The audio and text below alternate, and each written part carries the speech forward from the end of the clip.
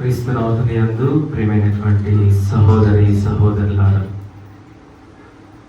ఈరోజు మనం విన్నటువంటి వాక్యము ద్వారా దేవుడు మనకు అందించేటటువంటి విషయము రక్షణ అనేది మొట్టమొదటిగా దేవుని ఆలోచన. ఈరోజు మనము చదువుకున్నటువంటి మొదటి పట్టణము నిర్గమాకాండము 17వ అధ్యాయము 3వ వచనం నుంచి 7వ వచనం వరకు మనము విని ఉన్నాము. ఇక్కడ మనము విన్నటువంటి వాక్యములో ఈ వాక్యము, ఈ పట్టణము అనేది రక్షణ చరిత్రలో ఒక ముఖ్యమైనటువంటి ఘట్టానికి నిదర్శనముగా ఉన్నది. ఇశ్రాయేలు ప్రజలను యావే దేవుడు ఐగుప్తు దాస్యము నుంచి వారిని విడిపించి వారికి స్వేచ్ఛనిచ్చి వారిని స్వేచ్ఛ పౌరులుగా చేసేటటువంటి తరుణంలో వారు ఎడారిలో ప్రయాణిస్తున్నారు. ఎడారిలో ప్రయాణించేటప్పుడు వారు ఆకలితో అలమటించినప్పుడు వారికి మన్నాను దేవుడు ఇస్తూ ఉన్నాడు. ఈ అరణ్యంలో వారు ప్రయాణిస్తూ ఉన్నారు. ఎన్నో సమస్యలకు సవాళ్లు వారికి ఎదురవుతూ ఉన్నవి. ఎడారిలో వారికి ఎదురైనటువంటి మొట్టమొదటి సవాళ్లు ఏమిటంటే వారికి తాగడానికి నీళ్లు లేవు. అన్ని నీళ్లు లేక వాళ్ళు ఎంతగానో దాహముతో వాళ్ళు అలాడుతూ ఉన్నారు, తప్పిస్తూ ఉన్నారు. వారు ఆ అరణ్యంలో చాలా ప్రదేశంలో చాలా ప్రాంతాలు వెతికి ఉండవచ్చు, ఎక్కడైనా కానీ నీళ్లు దొరుకుతావా అని. కానీ ఎక్కడ చూసినా కానీ వారికి తాగడానికి నీళ్లు లేవు. అటువంటి సమయంలో వాళ్ళు ఎవరిని జ్ఞాపకం చేసుకుంటూ ఉన్నారు? మొట్టమొదటిగా వారి మధ్యలో దేవుడిని జ్ఞాపకం చేసుకుంటూ ఉన్నారు. ఐగుప్తు దాస్యము నుంచి దేవుడు మమ్మలను ఈ అరణ్య ప్రాంతానికి, ఎడారి ప్రాంతానికి కొనివచ్చాడు. కానీ కొనివచ్చినటువంటి దేవుడు మమ్మల్ని ఎలా చేయి విడిచాడు? మాకు తాగడానికి నీళ్లు లేనటువంటి ప్రాంతానికి ఏ విధముగా ఆయన మమ్మల్ని తీసుకొని వచ్చాడు అని ఎవరు నిందిస్తూ ఉన్నారు? మొట్టమొదటిగా దేవుడిని వాళ్ళు నిందిస్తూ ఉన్నారు. అలాగే వాడుతూ ఉన్నటువంటి నాయకుడైనటువంటి మోషే ప్రవక్త దగ్గరికి వెళుతూ ఉన్నారు. ఇదిగో మమ్మల్ని అందరినీ కూడా ఐగుప్తు దాస్యము నుంచి ఈ అరణ్య ప్రాంతానికి తీసుకొని వచ్చావు, మాకు తాగడానికి నీళ్లు కూడా లేవు, ఇక్కడికి మమ్మలను చంపడానికి తీసుకొని వచ్చావు, మాకును మా పిల్లలకి పశువులకి తాగడానికి నీళ్లు లేక మేము దప్పికతో అలవాటిస్తూ ఉన్నాము, ఇవేమి చేస్తూ ఉన్నావు అని వాళ్ళందరూ కూడా ఎవరు నిందిస్తూ ఉన్నారు? మోషేని నిందిస్తూ ఉన్నారు, మోషేని అవమానిస్తూ ఉన్నారు. మోషే ఎన్నో కార్యాలు వీరి ఎదురు చేస్తూ ఉన్నారు. ఎర్ర సముద్రములో వారు నడవడానికి ఆ కడతో ఆ ఎర్ర సముద్రమును ఆపగానే అది రెండు పాయలుగా చీలినప్పుడు ఒక మార్గం వస్తూ ఉన్నది. ఇది స్వయాన్ని ఇశ్రాయేలు ప్రజలు దేవుడు చేసినటువంటి కార్యాన్ని వాళ్ళందరూ కూడా చూస్తూ ఉన్నారు. ఈ అద్భుతాలన్నీ చూసి కూడా వీటన్నిటిని కూడా మర్చిపోయి వారు ఎప్పుడైతే దాహముతో ఉన్నారో ఆ దాహంతో వారి ప్రాణాలు వారు చనిపోతారేమో అని భావించి ఏం చేస్తూ ఉన్నారు? మోషే దగ్గరికి వెళ్ళి మోషేని నిందిస్తూ ఉన్నారు, అవమానిస్తూ ఉన్నారు. సరే చదువుకుందాము. నిర్గమాకాండము 17వ అధ్యాయము 3వ వచనము. దప్పికచే అల్లాడిపోవచ్చు ఆ ప్రజలు మోషే మీద నేరం మోపిరి. వారు అతనితో ఐగుప్తు దేశము నుండి మమ్మేలా తోడుకొని వచ్చితివి, మమ్మలను చంపుటక ఇక్కడ మేమును మా పిల్లలను పశువులు దప్పికచే చచ్చిపోవాలైనా ఏమి అని అడుగుచున్నారు. ఇటువంటి తరుణంలో మోషేకి ఏం చేయాలో తెలియడం లేదు. ఎంతో బాధతో ఉన్నాడు. ఎంతో బాధతో దేవుని దగ్గరికి వారు చెప్పినటువంటి విషయాలు దేవుని దృష్టికి తీసుకొని వస్తూ ఉన్నాడు. దేవుని దగ్గర మొదలుపెడుతూ ఉన్నారు. ఇదిగో ఈ ప్రాంతంలో కనుక నీళ్లు లేకపోతే వీళ్ళు నన్ను రాళ్లతో నన్ను కొట్టి చంపివేస్తారు అని బాధతో మొదలుపెట్టినప్పుడు దేవాతి దేవుడు ఏమని చెబుతూ ఉన్నాడు? నీవు హోరేబు పర్వత ప్రాంతము దగ్గరికి నీతో పాటు కొంతమందిని తీసుకొనిరా. నీవు ఏ కర్రతో అయితే అద్భుతములు చేస్తూ ఉన్నావో ఆ కర్రతో ఈ రాయిని నీవు కట్టినప్పుడు ఆ రాతి నుండి నీళ్లు నీకు పుష్కలముగా వస్తుంది అని దేవుడు ఆజ్ఞాపిస్తూ ఉన్నాడు. నిర్గమకాండము 11వ అధ్యాయము 6వ వచనం ఒకసారి చదువుకుందాము. నీవు చూచుచుండగానే నేను హోరేబు కొండల రాతి మీద నిలబడెదను. నీవు కర్రతో ఆ రాతిని కొట్టుము. వీరందరూ త్రాగుటకు రాతి నుండి నీరు పుట్టును. కానీ ఇక్కడ ఇశ్రాయేలు ప్రజలు ఏం చేస్తున్నారు? వారి శారీరకమైనటువంటి దాహాన్ని తీసుకోవడం కొరకు ఆ దప్పికతో ఎవరెవరిని విమర్శిస్తూ ఉన్నాడు? దేవుడు ఎన్నుకున్నటువంటి మోషేను వాడు విమర్శిస్తూ ఉన్నారు. అలాగే దేవాతి దేవుడు వారిని అనేక విధములుగా వారిని రక్షిస్తూ ఉన్నాడు. సకల ఆపదల నుండి సకల విపత్తుల నుండి దేవుడు వారిని కాచి కాపాడుతూ ఉన్నాడు. దేవుడు చేసినటువంటి ప్రతి కార్యమును వారు మర్చిపోయి దేవాతి దేవుడిని వాళ్ళు సందేహిస్తూ ఉన్నారు. ఓ దేవా, నీవు మమ్మల్ని ఎలా విడిచిపెడతావు? నీవు మమ్మలను రక్షించలేవా అని దేవుణ్ణి వాళ్ళు సందేహిస్తూ ఉన్నారు. అందుకే మొట్టమొదటిగా వాళ్ళు సరుగుతూ ఉన్నారు, బురుగుతూ ఉన్నారు. దేవుని పైన వారు ఆగ్రహాన్ని వ్యక్తం చేస్తూ ఉన్నారు. వేద పండితుడైనటువంటి వాల్టర్ బ్రూక్మెన్ అనేటటువంటి ఒక వ్యక్తి ద బుక్ ఆఫ్ ఎక్సోడస్ అనేటటువంటి వ్యాఖ్యానంలో ఈ విధముగా చెబుతూ ఉంటాడు. ఇశ్రాయేలు యొక్క సనుగుడు కేవలము వారి అవిశ్వాసాన్ని మాత్రమే అది తెలియపరచడం లేదు, అది మానవ హృదయ సహజ స్పందనను తెలియచేస్తున్నది. ప్రతి ఒక్కరము కూడా సర్వసాధారణముగా మనకి కష్టాలు, ఇబ్బందులు, మన జీవితాలలో మనకి ఆటుపోట్లు ఎదురైనప్పుడు మనం సర్వసాధారణం ఏం చేస్తూ ఉంటాము? కోప్పడుతూ ఉంటాం. మన కుటుంబంలో మనము సరుగుతూ ఉంటాము, గొడుగుతూ ఉంటాం. ఒక పని జరగనప్పుడు వేరే వారిని సర్వసాధారణంగా నిందిస్తూ ఉంటాం. అయ్యో, ఈ పని ఎందుకు జరగలేదు అని మనము ఆత్మ పరిశీలన చేసుకోము, పరీక్షించుకోము. మనము వేరే వారిని నిందించడము, వేరే వారిని గొడగడం అనేది ఒక సర్వసాధారణమైనటువంటి హృదయ స్పందనాన్ని ఆయన మనందరికీ కూడా తెలియచేస్తూ ఉన్నాడు. అలాగే మనము సంఖ్యాకాండంలో కూడా మనము 20వ అధ్యాయము 11వ వచనం ఒకసారి చదువుకుందాము. సంఖ్యాకాండము 20వ అధ్యాయము 11వ వచనము. సంఖ్యాకాండము 20వ అధ్యాయము 11వ వచనము. అంతటా మోషే తన చేయనెత్తి కర్రతో 2 సార్లు బండను మోదగా దాని నుండి జలము పుష్కలముగా వెలువడెను. ప్రజలు పశువులు ఆ నీళ్లు తాగిరి.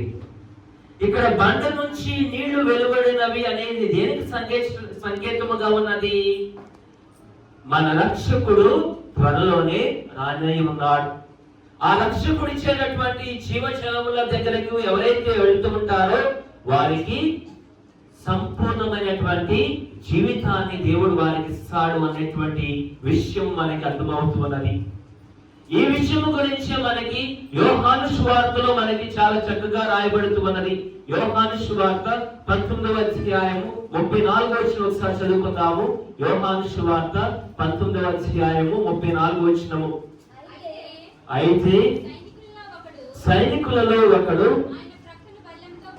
ఆయన ప్రక్కను బల్లెముతో పొడిచెను. వెంటనే రక్తము నీరు స్రవించెను. అలాగే మనం యోహాను సువార్త 4వ అధ్యాయము 14వ వచనం ఒకసారి చదువుకుందాం.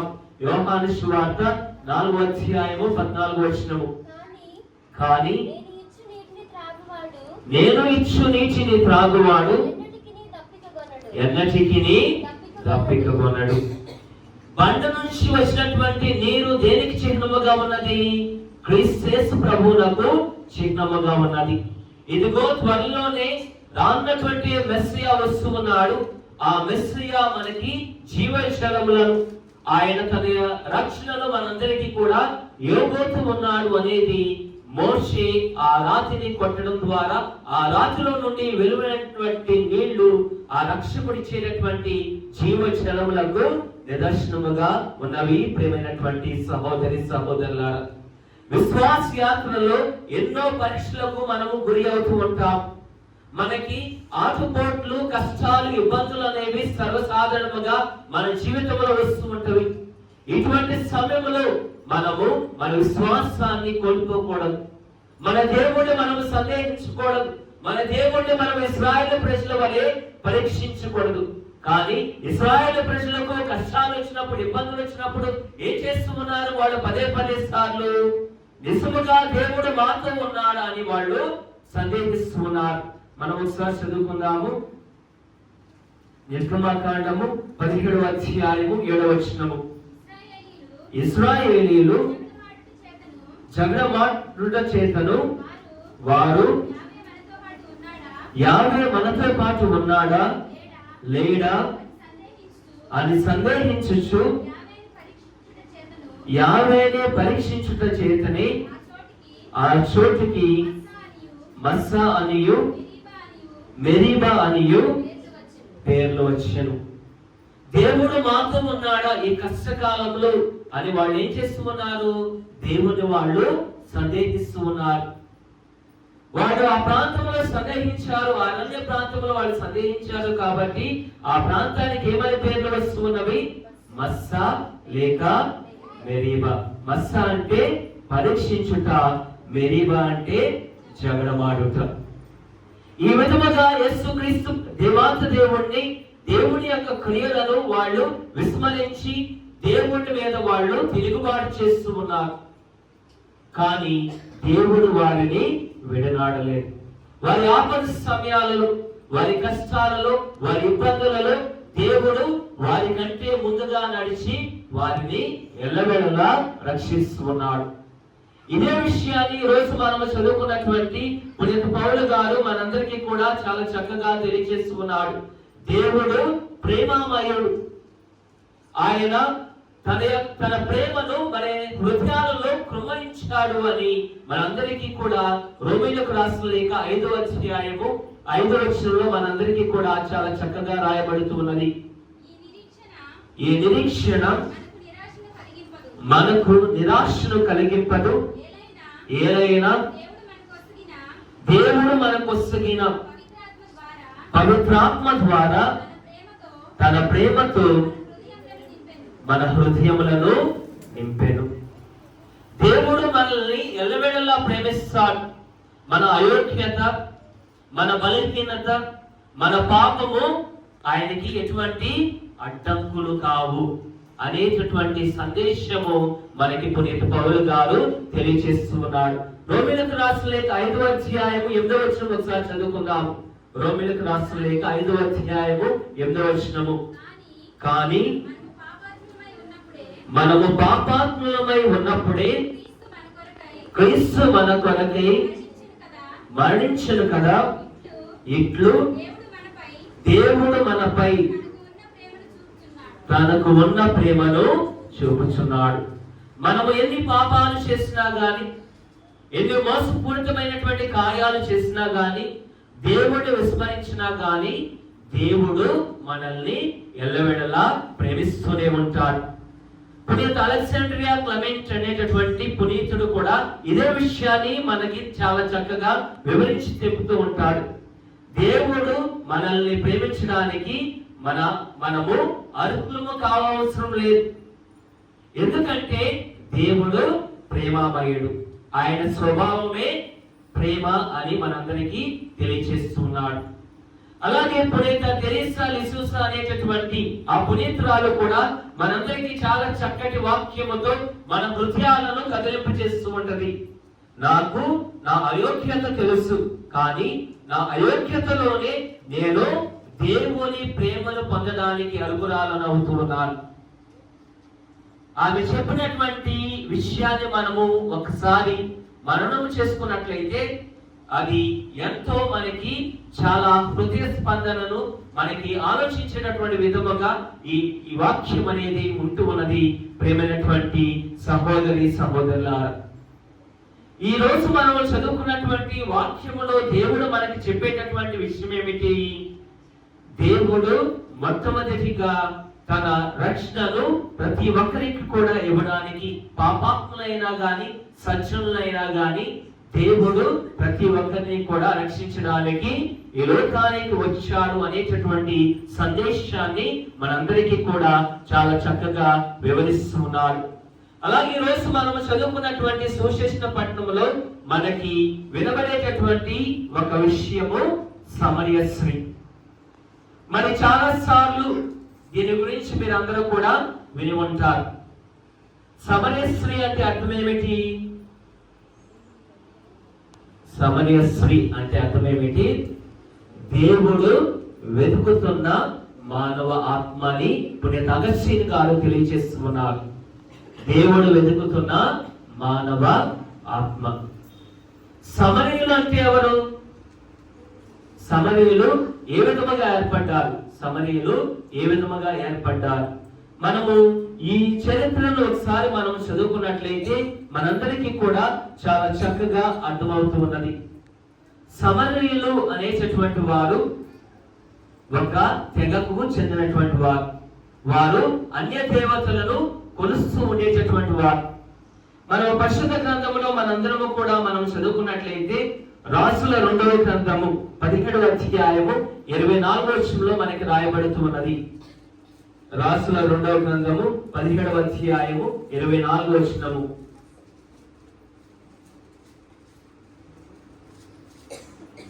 రాసుల 2వ గ్రంథము 17వ అధ్యాయము 24వ వచనము. అసిరియా రాజు బబిలోనియా, కూత, ఆహ్వా, హమాతు, సెఫర్వాయిము నగరముల నుండి పంపిన ప్రజలు ఇశ్రాయేలీయులకు మారుగా సమరయ సీమలో స్థిరపడి ఆ దేశ నగరములలో కాపురం ఉండేది. ఇక్కడ ఎంతమంది ఉన్నారు? ఇక్కడ బబిలోనియా, కూత, ఆహ్వా, హమాతు, సెఫర్వాతు నగరముల నుండి ఎక్కడికి వచ్చారు? వాళ్ళందరూ కూడా సమరయ సీమలోకి వాళ్ళందరూ కూడా వచ్చి ఉన్నారు. 5 తెగలకు చెందినటువంటి వారు. వారు అన్య దేవతలను కొలిచేటటువంటి వారు. ఈ నగరము, ఈ ప్రాంతము ఏ విధముగా వారికి వస్తూ ఉన్నది అంటే మనము మొదటి రాసుల గ్రంథము 16వ అధ్యాయము 24వ వచనం ఒకసారి చదువుకుందాం. మొదటి రాసుల గ్రంథము 16వ అధ్యాయము 24వ వచనము. అటు తరువాత అతడు షెమెరు అని వాని వద్ద నుండి 6,000 వెండి నాణ్యములతో సమరయ కొండను కొనెను. రాజు ఇశ్రాయేలు రాజు ఒమ్రీ అనేటటువంటి రాజు ఈ యొక్క షెమెరు దగ్గర నుంచి ఈ ప్రాంతము సమరయ అనేటటువంటి ప్రాంతాన్ని ఆయన కొనుక్కొని ఉన్నారు. ఆ ప్రాంతానికి ఎవరు వెళ్ళబడ్డారు? మనం చదువుకొని ఉన్నాం ఈ వాక్యంలో. బబిలోనియా, కూత, ఆహ్వా, హమాతు, సెఫర్వాయిము అనేటటువంటి అన్య జనులు అక్కడికి వెళ్ళబడ్డారు. మరి మొట్టమొదటిగా ఈ ప్రాంతము ఎవరికి ఇచ్చి ఉన్నారు? యాకోబు యోసేపునకు ఇచ్చి ఉన్నాడు. మరి ఆదికాండము 48వ అధ్యాయము 22వ వచనం ఒకసారి చదువుకుందాం. ఆదికాండము 48వ అధ్యాయము 22వ వచనము. ఆదికాండము 48వ అధ్యాయము 22వ వచనము. సోదరుల కంటే ఎక్కువగా ఒక భాగము నీకు ఇచ్చితిని, అది కత్తిని వెంచిని చేపట్టి అమోరీయుల నుండి నేను స్వయముగా సంపాదించిన షెకెము. షెకెము అంటే పర్వత ప్రాంతము లేదా ప్రియమైనది అని అర్థం. ఈ ప్రాంతాన్ని మొట్టమొదటిగా యాకోబు యోసేపునకు ఇస్తూ ఉన్నాడు. తరువాత అన్య జాతులు, అన్య దేవతలు కొలిచేటటువంటి వారు ఈ ప్రాంతంలో స్థిరపడి ఉన్నారు. అంటే 5 తెగలకు చెందినటువంటి వాళ్ళు మిశ్రమ జాతులు అందరూ కలిసి ఈ సమరయ ప్రాంతము, షెకెము ప్రాంతంలో వాళ్ళు నివాసాన్ని ఏర్పరచుకున్నారు. కాబట్టి ఈ ప్రాంతానికి సమరయ అనేటటువంటి పిలుపు ఈ యొక్క ప్రాంతానికి వస్తూ ఉన్నది. ఈ ప్రాంతానికి వచ్చిన తర్వాత ఇక్కడ ఉన్నటువంటి ప్రజలకు వైరం అనేది ఏర్పడుతూ ఉన్నది. ఇక్కడికి వచ్చినటువంటి ప్రజలు ఎవరు కొలుస్తూ ఉన్నారు? అన్య దేవతలు కొలుస్తూ ఉన్నారు.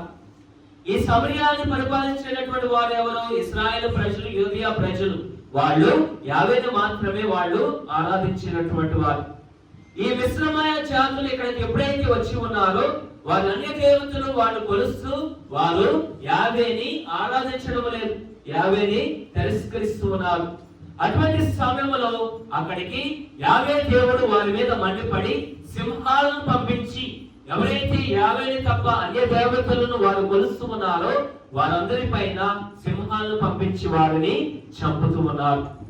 అటువంటి సమయంలో ఈ అన్య దేవతలు కొలిచేటటువంటి వారు రాజు దగ్గరికి వెళ్లి ప్రాధేయపడుతూ ఉన్నారు. మమ్మలను రక్షించడానికి మేము ఏం చేయాలి అని ప్రాధేయపడినప్పుడు ఆ రాజు అక్కడ యోగియా ప్రాంతంలో ఉన్నటువంటి యాజకులను అక్కడ పంపించి, మీరు ధర్మశాస్త్రాన్ని పాటించాలి, 10 ఆజ్ఞలను మీ జీవితాలలో మీరు అనుసరించాలి, యావేను అనుసరించాలి అని చెప్పినప్పుడు వాళ్ళు ఏం చేస్తూ ఉన్నారు? అన్య దేవతలను వెడనాడకుండా యావేను వాళ్ళు కొలవడం ప్రారంభిస్తున్నారు. రాసుల 2వ గ్రంథము 17వ అధ్యాయము 29వ వచనం ఒకసారి చదువుకుందాం. రాసుల 2వ గ్రంథము 17వ అధ్యాయము 29వ వచనము. కానీ సమరియా మండలమున స్థిరపడిన కొత్త జాతులు తమకు నచ్చిన విగ్రహములను తయారు చేసుకొని వారిని ఇంతకు పూర్వము ఇశ్రాయేలు నిర్మించిన దేవాలయములలో ప్రతిష్ఠించిరి. ప్రతి జాతియు తాము నివసించుచున్న నగరములలో క్రొత్త దేవత విగ్రహములను చేయించారు. అంటే ఇప్పుడు సమరయులకు ఉన్నటువంటి భక్తి ఏమిటి? వారు అన్య దేవతల పైన వారికి భక్తి ఉన్నది, అలాగే యావే మీద వారికి భక్తి ఉన్నది. ఈ సమరయులు వారి జీవిత ప్రయాణంలో వారు ప్రయాణించేటటువంటి తరుణంలో యూదులు సమరయులు వాళ్ళు స్నేహపూర్వకంగానే ఉండేవారు. కానీ వారికి వచ్చినటువంటి ఆ వైరము, వారికి వచ్చినటువంటి తేడా, దేని వలన వారికి వచ్చింది తేడా? ఇశ్రాయేలు ప్రజలు ఎప్పుడైతే బానిసత్వం నుంచి వచ్చి వారి దేవాలయాన్ని పునర్నిర్మించుకోవాలని భావించి ఉన్నారో ఇశ్రాయేలుకి సహాయం చేయడానికి సమరయులు వస్తున్నారు. ఈ ఆలయాన్ని మేము కూడా యావే దేవుడిని మేము కూడా కొలుస్తూ ఉన్నాము, యావే దేవుడిని మేము కూడా ఆరాధిస్తూ ఉన్నాము, ఈ ఆలయాన్ని పునర్నిర్మించడానికి మేము కూడా మీకు సహాయం చేస్తాము అని ఇశ్రాయేలు ప్రజలు అడిగినప్పుడు ఇశ్రాయేలు ప్రజలు ఏమంటున్నారు? మీరు మాకు ఎటువంటి సహాయం చేయవద్దు, ఈ ఆలయంలో కూడా మీరు రావద్దు అని వారిని తిరస్కరిస్తున్నారు. మొట్టమొదటిగా వారికి వీరికి ఈ ఇబ్బందులు రావడానికి మొట్టమొదటి కారణము ఇది. ఎజ్రా గ్రంథము 4వ అధ్యాయము 2వ వచనం ఒకసారి చదువుకుందాము. ఎజ్రా గ్రంథము 4వ అధ్యాయము 2వ వచనము. ఎజ్రా గ్రంథము 4వ అధ్యాయము 2వ వచనము. మనం అక్కడ చదువుకున్నట్లయితే ఆలయ నిర్మాణములో ఈ సెరుబ్బేబేలు నివాసవాసులు ఆ జాతి వారు వారిని ఆలయము నిర్మించడానికి వారిని తిరస్కరిస్తున్నారు. అలాగే రెండవదిగా సమరయులు ఏం చేసే వాళ్ళు? ఈ 10 ఆజ్ఞలను మాత్రమే వాళ్ళు స్వీకరించినటువంటి వారు. వాళ్ళకి ప్రవక్తలు అంటే మోషే మాత్రమే వాళ్ళకి ప్రవక్త. కతిమా ప్రవక్తలను, కతిమా బైబిల్లో ఉన్నటువంటి కతిమా అధ్యాయాలను వాళ్ళు నమ్మేటటువంటి వారు కాదు. అలాగే మూడవదిగా వీరికి, అలాగే యోధియా మతస్థులకి, అలాగే ఈ సమరయులకు వచ్చినటువంటి తేడా ఏమిటంటే వారు ఈ యొక్క గెరిస్రీము అనేటటువంటి ప్రాంతంలో ఒక మంచి దేవాలయమును వారు కొలుచుకోవడానికి ఒక దేవాలయమును వాళ్ళు నిర్మిస్తూ ఉంటారు. కానీ ఇశ్రాయేలు ప్రజలు ఏం చేశారు? ఆ దేవాలయమును వాళ్ళు కూలగొడుతూ ఉన్నారు. ఈ విధముగా వీరికి వారికి మధ్య ఈ తేడాలు వచ్చి వాళ్ళకి వీళ్ళకి శత్రుత్వం అనేది మొదలవుతున్నది. ఈ శత్రుత్వం ద్వారా యోధియా ప్రాంతంలో ఉన్నటువంటి వారు సమరయుల దగ్గరికి వెళ్ళరు, సమరయుల దగ్గర ఉన్నటువంటి వారు యోధియా ప్రాంతానికి రారు. కానీ ఈ రోజు మనం చదువుకున్నటువంటి వాక్యంలో మనకి ఏం అర్థమవుతున్నది? మనం చదువుకొని ఉన్నాం యోహాను సువార్త 4వ అధ్యాయము. ఒకసారి చదువుకుందాము 4వ వచనము. యోహాను సువార్త 4వ అధ్యాయము 4వ వచనము. ఆయన సమరియా మీదుగా వెళ్ళవలసి ఉండెను. యేసు సమరియాలోని సికారు అను పట్టణమునకు వచ్చెను. అది యాకోబు తన కుమారుడు యోసేపునకు ఇచ్చిన పొలము సమీపంలో ఉన్నది. ఇక్కడ మనందరము కూడా విని ఉన్నాం, సమరయులకు యూదులకు వారికి వైరం ఉన్నది. అక్కడ వారు ఇక్కడికి రారు, ఇక్కడ వారు అక్కడికి వెళ్ళరు. కానీ యేసుక్రీస్తు ప్రభు తన పరిచర్య చేసేటప్పుడు ఏ ప్రాంతానికి వెళ్ళాడు? గలిలయ, సమరయ, యోధియా ప్రాంతాలకు వెళ్ళి యేసుక్రీస్తు ప్రభు తన సువార్త పరిచర్యను చేస్తూ ఉన్నాడు. యేసుక్రీస్తు ప్రభు ఎవరు? యూదుడు. కానీ ఆయన సమరయ ప్రాంతానికి వెళ్ళకూడదు, అయినా కానీ ఆయన అక్కడికి వెళుతూ ఉన్నాడు. ఇక్కడ మనం అర్థం చేసుకోవాల్సినటువంటి విషయం ఏమిటంటే, దేవుడు రక్షకుడిని పంపించి ఉన్నాడు. ఆ రక్షకుడికి ఎటువంటి తారతమ్యాలు లేవు. ఆయన ఈ కులానికి చెందినవాడా, ఈ జాతికి చెందినవాడా, ఈ మతానికి చెందినటువంటి వాడా అనేటువంటిది దేవుని దగ్గర ఎటువంటి తారతమ్యాలు లేవు. దేవుడు అందరినీ సమదృష్టితో చూస్తాడు. దేవుని రక్షణ ప్రతి ఒక్కరికి చెందినది అని తెలియచేయడానికి ఈ వాక్యము మనందరికీ కూడా ఒక స్ఫూర్తినిస్తూ ఉన్నది. ప్రియమైనటువంటి సహోదరి సహోదరులారా, యేసుక్రీస్తు ప్రభువు ఈ లోకానికి అందరినీ రక్షించడానికి లోకానికి వచ్చి ఉన్నాడు అని మొట్టమొదటిగా మనం చదువుకున్నటువంటి వాక్యం అర్థమవుతున్నది. ఇక్కడ యేసుక్రీస్తు ప్రభువు షికారు అనేటటువంటి ప్రాంతానికి వెళుతున్నాడు. మనం ఆది కాండంలో కూడా మనం చదువుకుని ఉన్నాం. యాకోబు యోసేపునకు ఏ ప్రాంతాన్ని ఇస్తున్నాడు? షెకెము, షికారు అనేది రెండు ఒకటే అని మనకి ఇక్కడ స్పష్టమవుతూ ఉన్నది. షికారు, షెకెము అంటే పర్వత ప్రాంతము లేక ప్రియమైనటువంటి స్థలము అర్థము అని మనకి ఇక్కడ చాలా స్పష్టంగా ఉన్నది. ఇక్కడ యేసుక్రీస్తు ప్రభు సమరయ ప్రాంతానికి వెళుతూ ఉన్నాడు. సమరయ ప్రాంతానికి వెళ్ళిన తరువాత యేసుక్రీస్తు ప్రభువు దాహముతో ఉన్నాడు. ఆ యాకోబు బావి దగ్గర ఆయన కూర్చొని ఉంటూ ఉన్నాడు. అయితే ఈ విషయాన్ని మనం ఒకసారి అర్థం చేసుకున్నట్లయితే ఇక్కడ మనకి బైబిల్ పండితుడు రైమండ్ బ్రౌన్ అనేటటువంటి వ్యక్తి గాస్పెల్ ఆఫ్ జాన్ ఈ రోజు మనం చదువుకున్నటువంటి ఈ యొక్క వాక్యానం అనే దాని గురించి ఆయన విధముగా చెబుతూ ఉంటాడు. ఈ సంభాషణ యోహాను సువిశేషంలో అత్యంత పొడవైనది మరియు వేదాంతపరంగా అత్యంత సమృద్ధమైనటువంటి సంభాషణ. మనము యేసుక్రీస్తు ప్రభు ఎంతో మందితో మాట్లాడినట్లు మనం విని ఉంటాం. కానీ ఇక్కడ సమరయ స్త్రీతో మాట్లాడినటువంటి సంభాషణ చాలా పొడవైనది. ఎక్కువసేపు ఈ సమరయ స్త్రీతో మాట్లాడుతూ ఉన్నాడు. ఎక్కువసేపు చాలా సేపు ఈమెతో మాట్లాడుతున్నాడు. ఇది సుదీర్ఘమైనటువంటి సంభాషణ. సర్వసాధారణంగా మనం ఎవరితో ఎక్కువసేపు మాట్లాడతాము? ఎవరితో ఎక్కువసేపు మాట్లాడతాం? మన ప్రియమైనటువంటి వారితో మనము ఎక్కువగా మాట్లాడతాం. వారితో ఎంతసేపు మాట్లాడినా కానీ మనకి ఎండ అనేది తెలియదు, వాన అనేది తెలియదు, మంచు అనేది తెలియదు, రాత్రి అనేది తెలియదు, పగలనేది తెలియదు. ఎందుకంటే ఆ సంభాషణ అనేది అంత ప్రియమైనదిగా ఉంటూ ఉన్నది. ఆ సంభాషణ ద్వారా మనకి చాలా ప్రశాంతత అనేది ఉంటూ ఉన్నది. ఈ రోజుల్లో మరి జనాలు ఎవరితో ఎక్కువగా మాట్లాడతారు? మన పక్కన ఉన్న వారితో ఎవరితో మాట్లాడతారు ఈ రోజుల్లో? అవసరం కాదు, ఫోన్లో మాట్లాడతారు. అవసరం ఉన్నా కానీ దేంతో మాట్లాడాలి ఈ రోజు? ఫోన్. అంటే మనం ఎవరితో మాట్లాడుతూ ఉన్నాము? మన పక్కన ఉన్న వాళ్ళతో మాట్లాడటం లేదు, మనం ఫోన్తో మాట్లాడుతూ ఉన్నాం, లేకపోతే టీవీతో మాట్లాడతాం. టీవీ నవ్వితే నవ్వుతాం, టీవీ ఏడిస్తే ఏడుస్తూ ఉంటాం. సీరియల్ చూస్తూ ఉంటారు కొంతమంది, వాళ్ళు ఆ సీరియల్ ఏడ్చారంటే ఇక్కడ కూడా ఏడుస్తూ ఉంటారు కొంతమంది. కన్నీళ్ళు ఆపుకోకుండా ధారాళంగా కన్నీళ్ళు వస్తూ ఉంటారు. మనము మాట్లాడేది, ఈ సంభాషణ అనేది ఎక్కువగా ఎవరితో మాట్లాడతాము అంటే, మనము మాట్లాడినప్పుడు మనకి ఎవరి దగ్గర నుంచి అయితే ప్రేమ వస్తూ ఉంటుందో వారితో ఎక్కువగా మాట్లాడుతూ ఉంటాం. కానీ ఇక్కడ మనకి సమరి స్త్రీకి ఉన్నటువంటి అడ్డంకులు ఏమిటి? ఈమె ఒక స్త్రీ. అక్కడ వారికి ఉన్నటువంటి మతాచారాలు, సంప్రదాయం ప్రకారము స్త్రీలు పురుషులతో బహిరంగముగా మాట్లాడకూడదు. రెండవదిగా సమరి స్త్రీ ఎవరు? ఆమె వ్యభిచారి. ఆమె పాప జీవితాన్ని జీవిస్తూ ఉన్నది. అలాగే సమరీయులు యూదులతో ఎందుకొని మాట్లాడరు?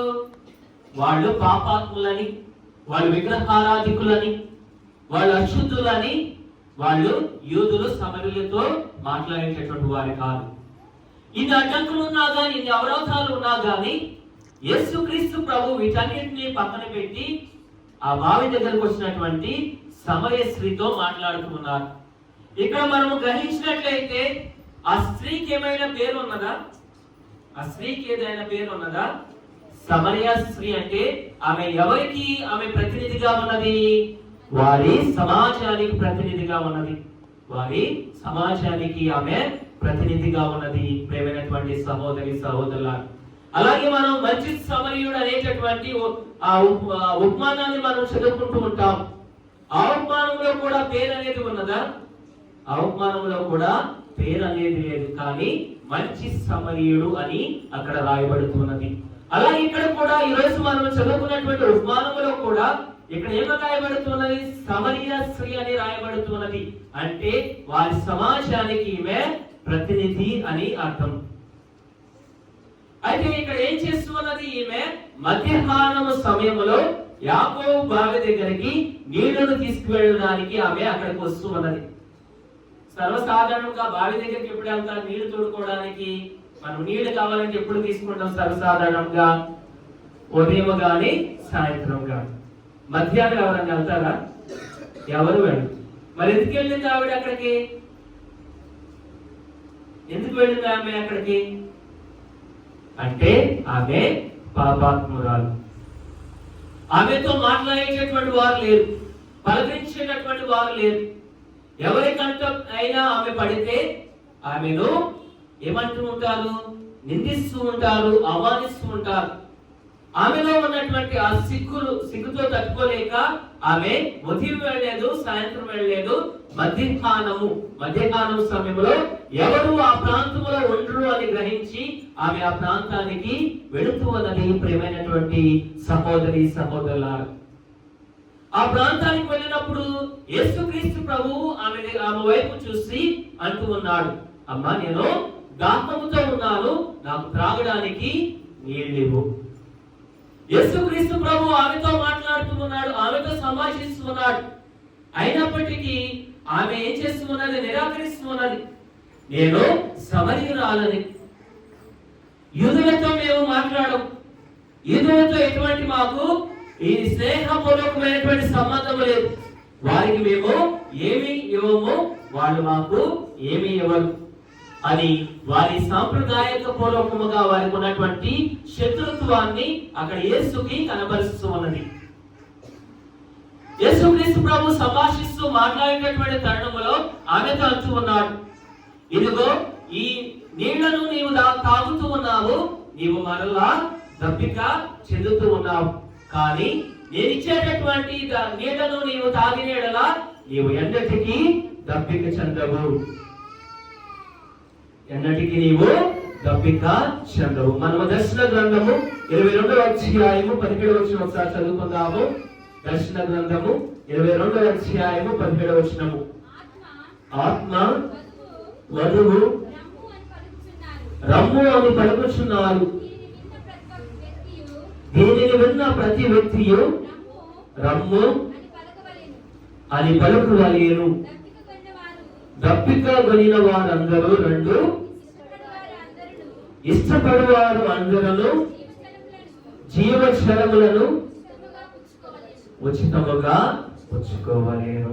అలాగే మనం యోహాను సువార్త 4వ అధ్యాయం 13వ వచనం 14వ వచనం ఒకసారి చదువుకుందాము. యోహాను సువార్త 4వ అధ్యాయం 13వ వచనం 14వ వచనము. యేసు ఇట్లా సమాధానముగా ఆమెతో, ఈ నీటిని త్రాగువారు మరలా దప్పికగొనును, కానీ నేను ఇచ్చు నీటిని త్రాగువాడు ఎన్నటికీ దప్పికగొనడు. ఆమెలో ఉన్నటువంటి సమస్య ఏమిటి? అక్కడి నుంచి నీళ్లు తీసుకొని ఇంటికి వెళ్ళడం అనేది సమస్య. బహిరంగంగా ఆమె బయటకు రాలేదు. ఆమె పాపములో ఉంటున్నది. యేసుక్రీస్తు ప్రభు ఎప్పుడైతే ఇదిగో నీకు నేను ఇచ్చేటువంటి దాహము ఎప్పుడు నీవు త్రాగినడలా ఎప్పటికీ దప్పికగొనవు అంటే ఆమె అంటూ ఉన్నది, ఇదిగో ఆ దాహం, ఆ నీటిని నాకు, ఆ జీవ జలములను నీవు నాకు ప్రసాదించు ప్రభు అని కోరుకుంటూ ఉన్నది. ఇక్కడ జీవజలం అంటే దేనికి సూచనగా ఉన్నది? ఆ నీటిని ఎవరైతే తాగుతూ ఉంటారో వారు ఎన్నటికీ మరణము చవి చూడరు. ఈ విధముగా మనకి యేసుక్రీస్తు ప్రభువు తనను తాను ఆ సమయ స్త్రీకి మొట్టమొదటిగా బహిరంగ పరుచుకుంటూ ఉన్నాడు, తెలియపరుచుకుంటూ ఉన్నాడు. ఆ స్త్రీ ఏమంటూ ఉన్నది? అయ్యా నీవు ఆ నీటిని నాకు ప్రసాదించు అని అడిగినప్పుడు ఆమెతో ఆ యేసుక్రీస్తు ప్రభు ఎదురుగా అంటూ ఉన్నాడు, నీవు వెళ్ళి నీ భర్తను తీసుకొని రా అని అడిగినప్పుడు ఏమైనా సమాధానం చెప్తూ ఉన్నది ఆమె? నాకు భర్త లేడు. అప్పుడు యేసుక్రీస్తు ప్రభు అంటూ ఉన్నాడు, నీకు 5 భర్తలు ఉన్నారు, ఇప్పుడు నీతో ఉన్నటువంటి భర్త నీ భర్త కాదు. నీవు యథార్థమే చెప్పితివి నీకు భర్తలు లేరు అని, కానీ ఆమె పాపంలో ఉన్నది అని దేవుడు ఆమెకు జ్ఞప్తికి చేస్తూ ఉన్నాడు. ప్రియమైనటువంటి సహోదరి సహోదరులారా, ఆమె పాపంలో ఉన్నాను అని ఆమె గ్రహించి ఏమి చెబుతున్నది? ఇదిగో నీవు ప్రవక్తవు అని చెబుతూ ఉన్నది. నీవు ప్రవక్తవు, నేను చేసినటువంటి క్రియలు, నేను రహస్యముగా ఉంచినటువంటి క్రియలను నీవు బట్టబయలు చేస్తూ ఉన్నావు. నీవు ఎవరివో నాకు తెలియదు, నేను మొట్టమొదటిగా నీతో మాట్లాడుతూ ఉన్నాను, అయినా కానీ నేను చేసినటువంటి ప్రతి ఒక్క దానిని నీవు బట్టబయలు చేస్తూ ఉన్నావు అని ఆమె వివరపోతూ ఉన్నది. ఆమె భయపడిపోతూ ఉన్నది. భయపడిపోయి మొట్టమొదటిగా యేసుక్రీస్తు ప్రభువుని ఏమని సంబోధిస్తూ ఉన్నది? నీవు ప్రవక్తవు అని సంబోధిస్తూ ఉన్నది. ఈ విధముగా తన జీవితాన్ని ఆయన జ్ఞాపకము చేసుకుంటూ తనలో ఉన్నటువంటి ఆ పాప మాలిన్యమును తీసివేయడానికి ఆమె సిద్ధపడుతూ ఉన్నది. ప్రియమైనటువంటి సహోదరి సహోదరులారా, ఈ పాపం అనేది ఎప్పుడు బట్టబయలుపడుతూ ఉన్నది? దేవుని కృప వలన.